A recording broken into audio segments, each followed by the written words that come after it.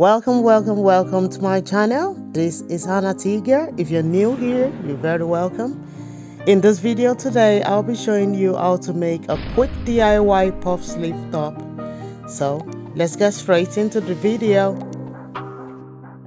I'm gonna be drafting it on an A4 paper first. So I will transfer it to the main fabric. First of all, you wanna draw your start line, and the edge there is the place on fold. So I'm just gonna write place on fold. And you wanna go ahead and roll your start line. So this is like a pattern paper we're drafting before I transfer to the main fabric. And I'm gonna be using centimeters instead of inches. So you wanna add your neckline width. Make the marking. I've marked 3.5 inches there. Then for the shoulder, your shoulder measurement divided by 2 plus half an inch sewing allowance. Make the marking. Next, you want to add the depth of your neckline. So I'm going to go for 3 inches. So I've got 3.5 by 3 inches. So I'm going to connect the neckline together. I'm going for it around neck. So you want to do the same. So from that shoulder, you want to come down by 1 inch for your shoulder slope and connect it to the neckline, right? Next, you want to add your shoulder to bust point measurement. So from the shoulder, you want to add the bust point. Here I'm taking 10.5 inches. Make the marking.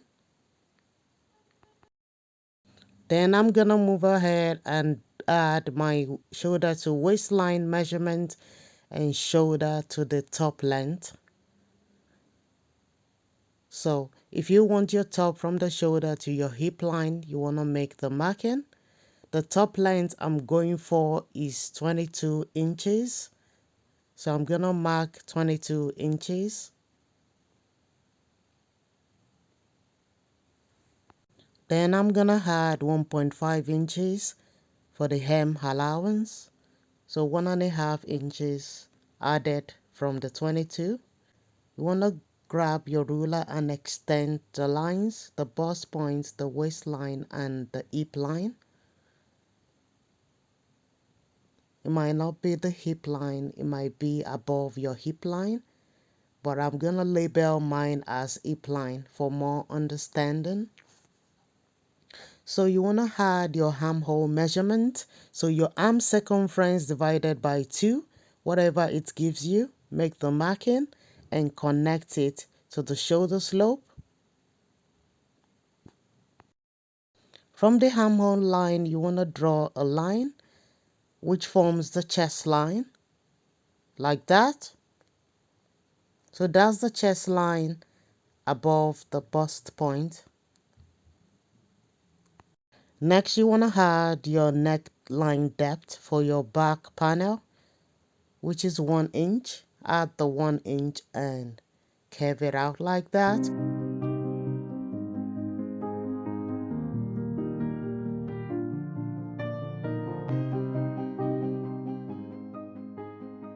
Now you want to find the midpoint of your armhole. Now we're going to construct the front armhole, coming by half an inch. Then construct your front panel armhole. And before you can achieve that properly, you need to add your bust circumference divided by 4.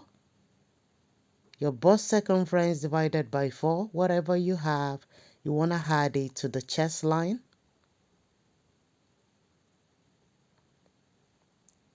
Make the marking and add your sewing allowance, which is 1 inch. That's it.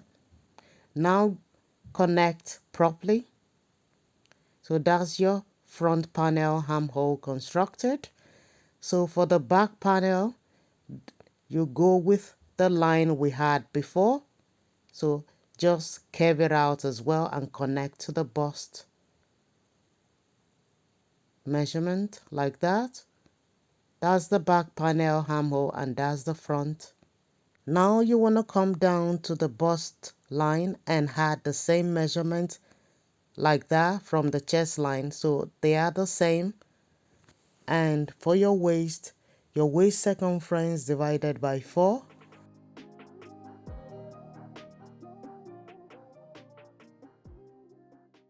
Make the marking and add 2 inches ease allowance, then add 1 inch sewing allowance. So you go over to the top length or your hip line, add your hip circumference divided by 4, add 2 inches ease allowance, and add 1 inch sewing allowance. So I'm just labeling what they are.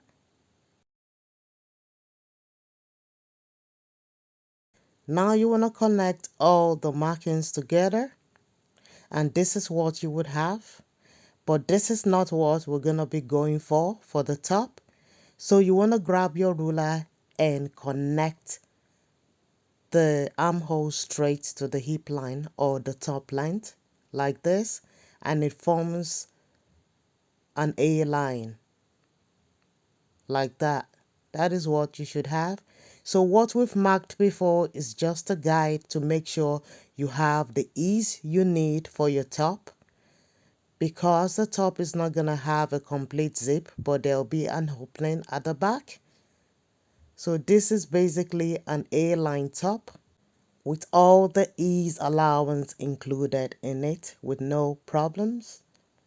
Now on the side, you want to come up by 1 inch or 1.5 inches and curve it out.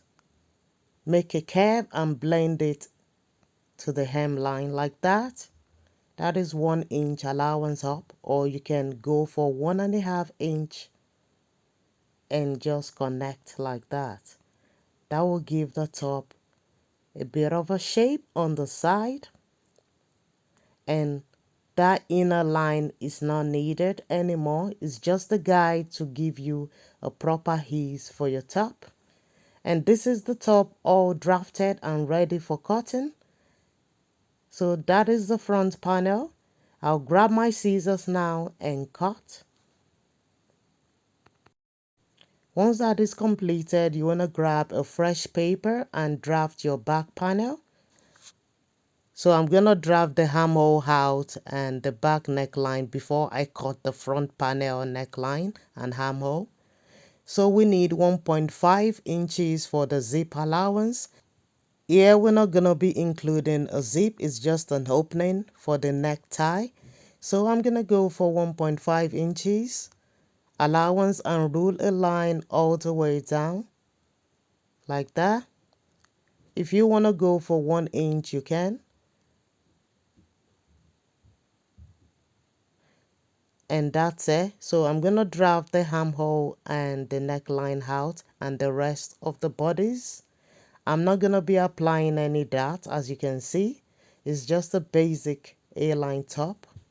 So that's the back panel drafted, and this is what you should have. And once that is done, you want to grab your scissors as well and cut the neckline of your front panel and the armhole of the front panel.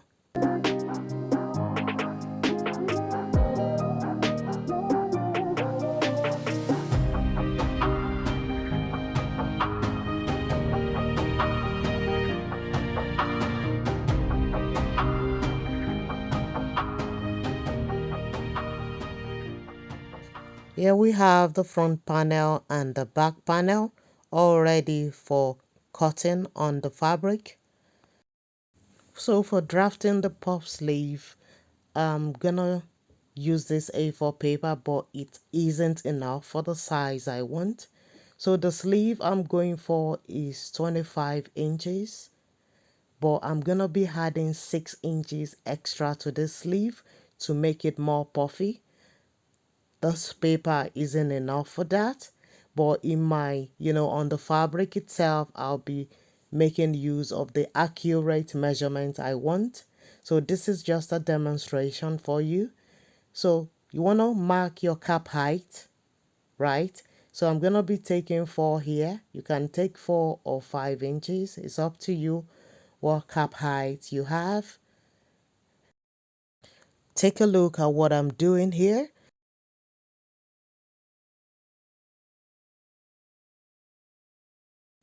Looking at the pattern paper, imagine the sleeve fabric is unfold. So the width will be 30 inches and the length 32 inches. The 32 inches includes the real sleeve length plus extra allowance, which is 6 inches and 1 inch for the sewing allowance. That made it 7 inches. Now you want to cut the pattern for the sleeve, and this is what you should have when it's puffed. You puff out the armhole area like that.